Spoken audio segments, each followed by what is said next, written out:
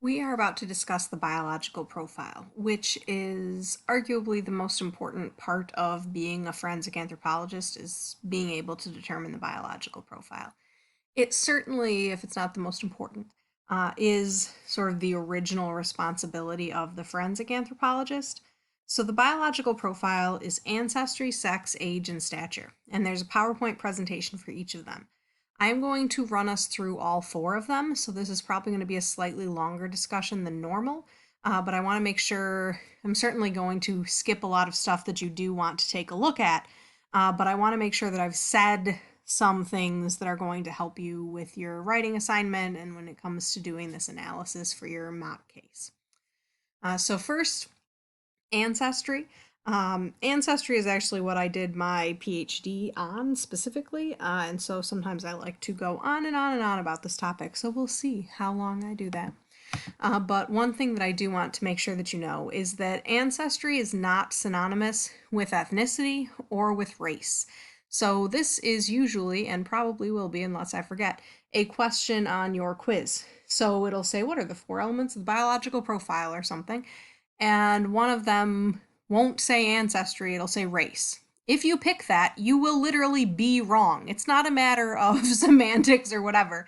It's literally wrong. And this is one of my biggest complaints about your textbook is he does use the term race. So let me explain this a little bit. When you're working with the police, they are going to use the term race. And as a forensic anthropologist, you may well end up working with the police. And so, what you are doing as a forensic anthropologist is you are assessing ancestry. The police could give a shit about the ancestry. What they want to know is what's the race of the person? That's literally what they're asking. Race is really like essentially my colloquial definition of it is it's an assessment that you make of others. Like when you look at someone, you assess their race, right? Ethnicity is your own cultural affinity. So ethnically, you may be Italian American, you may be African American, you may be any number of things. I'm Canadian American. It's not very exciting. So that is what a lot of people feel is their race, really, in terms of specific terminology in an anthropological sense. That's ethnicity. So please be careful with these. Do not use them interchangeably. I apologize for your textbook, but this is still the way that it is. You, as a forensic anthropologist, can't assess race because race is a cultural construct. The only thing you can do as a forensic anthropologist is look at the bones of a person, which is biology. And the only biological thing here is the ancestry. So you are not assessing race. You may draw racial conclusions from the ancestry to give to the police, but as a scientist, all you can assess is the ancestry of the individual. So please, please, please make sure that you understand that. If that is not clear, feel free to email me. We can have a discussion about it. I usually spend a lot more time on this, and we do have a discussion on it in a face-to-face class. So it is something that I am perfectly happy to talk about. And this is also something that people, when we talk about race, people are very sometimes defensive is how some people feel. Sometimes interested, like it runs the gamut. So when I say defensive, I mean race is an important element of yourself to a lot of people. And so I don't want to imply that it's not a real thing or whatever.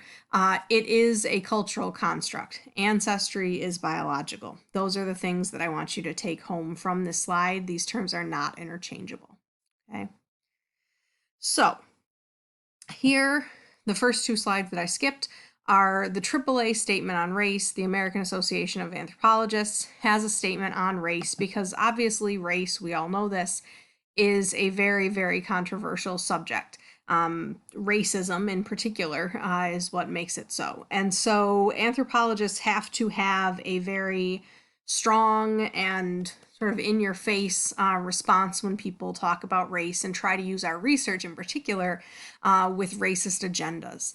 And so, for instance, not that my research was exciting enough for anyone to do this, but if someone were to take my research and construe it so that it looked like it was being used for a racist political agenda, it would be my responsibility as the scientist to stand up and say, no, no, no, that is not how my research is. You're completely twisting this. This is not what it's saying.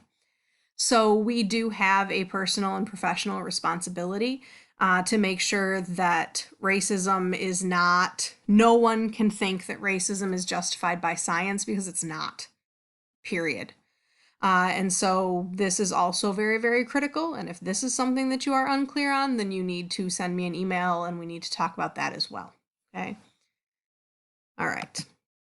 So ancestry, or really all of these things, have usually two main ways to assess them. One of them is visually, and one of them is with measurements. And we can cut further into visual and measurements, etc., and we will for all of these. But most of these 4 PowerPoints are organized, relatively similarly. So visual trends, this is like what you would do at the crime scene. The police are breathing down your neck and they're saying, what's the race of this person? And you're thinking in your head, come on, I can't tell you that because I can't know that. But instead you answer. And this is how you answer. So there are visual trends, literally that's how I would describe them, in a skull that would indicate to you what the ancestry of the individual might be. If you go back in time to the 1950s, this is just how you assessed ancestry, period. It's not that accurate, and it doesn't take into account at all anyone of mixed ancestry, and most of us are of mixed ancestry. In fact, all of us are at one point or another in our family trees of mixed ancestry. Again, just period, we are. And so these visual trends don't go in depth enough for an accurate assessment, and yet they are still a relatively commonly known and used in tight situations sort of thing.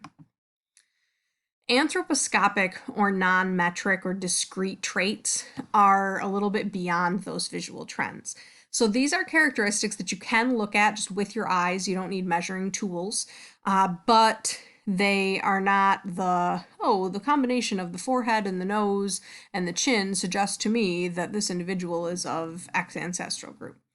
And so these are more things like, look at this foramen, which is a hole on the bottom of the skull. What is the shape of it? And you take all of this data, and they're relatively obscure things that shouldn't have any advantage for survival or anything like that for the individual. So they should be based entirely on population subgroup, etc., just in terms of population genetics type stuff. It's a great idea. I can't even tell you how many skulls and how many data points I looked at for my dissertation trying to come up with a new fantastic method to use anthroposcopic traits to determine ancestry, and I failed, as every other graduate student who has ever tried to do it also failed.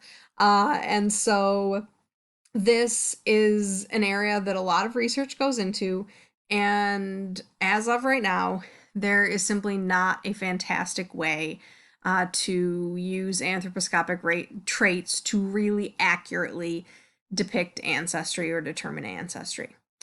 So sorry about that.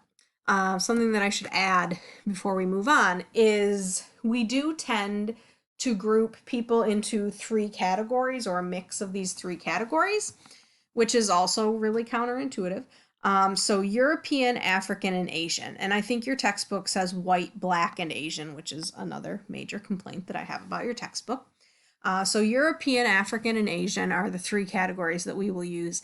And again, this is an oversimplification for forensic purposes, essentially for the police to use. And so this is another thing that it's really, I don't want to say dumbing down, but I'm going to say dumbing down. It's a dumbing down of the science behind all of this and the way we group these things. So that said, with these 3 overarching categories, some of the best research out there right now has to do with anthroposcopic, well, some of the best research out there having to do with anthroposcopic traits, let's say it that way, um, takes these, this is clearly an ancient picture here based on these terms. We don't use these in particular anymore. This is really antiquated in the extreme. And I put it there to show you, this was the old concept of how visual trends worked to determine, those aren't even ancestral terms, but to determine ancestry. This is the new. So the up and coming anthroposcopic trait research has to do with looking at, yes, overarching features on the face, but in a very different way than these original visual trends did. And so you're collecting this data. You can still do it by eye for the most part. Sometimes computers are involved, but you're collecting these data points and you're grouping them. And the biggest problem with this is when I said we have European, African, or Asian ancestry, this data works fairly well to distinguish between African ancestry and European ancestry, but that's it. So it's still an area that a lot of research is going into, and that a lot more data needs to be collected for it to be a little bit more usable. So metrics are the big, accurate, or most accurate way to determine ancestry. So taking metric measurements, and all of these lines on these pictures are showing you places where you would take calipers and you would measure from point A to point B, and then you run very complicated statistical analyses to group skulls with one another. And in the next in the next recording, I'll show you some of that data so you can get an idea of how that works. But this you can't do by hand. And in some of the labs that we used to do in this class, we did them by hand, but again, super duper oversimplified. This really has to be done with statistical software.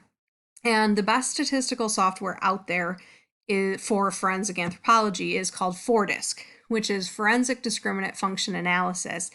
And it was designed by forensic anthropologists at the University of Tennessee, literally in order to assess the biological profile, specifically 3 elements of it: ancestry, sex, and stature. So in FORDISC is the Forensic Anthropology Data Bank, which has like over 4,000 people's data.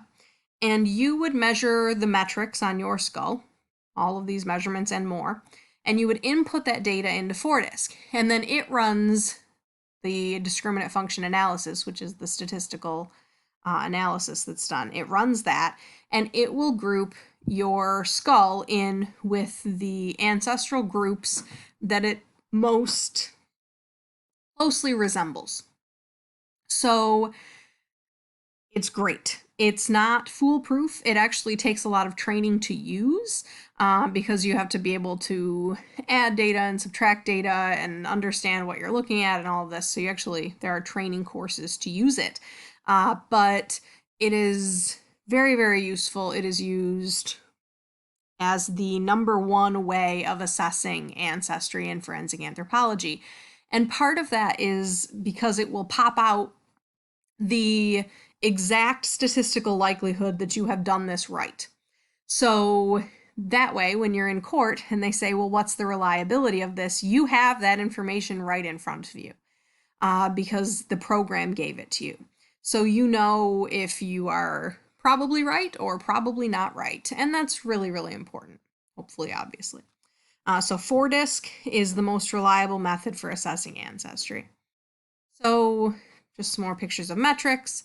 Some new methods for metrics include craniometrics and geometric morphometrics. And so these are done with the computer specifically. And this is like a 3D scan of a skull with all of these individual data points. So this isn't used right now in forensic anthropology, but it is something that in the future we may well end up using. So we're still collecting a lot of data on this, but it's something that has a lot of promise. Postcranial metrics are not really used because they are not as reliable as those skull metrics for ancestry. And I'm going to talk about complications in total later. So this will be on another power or another presentation.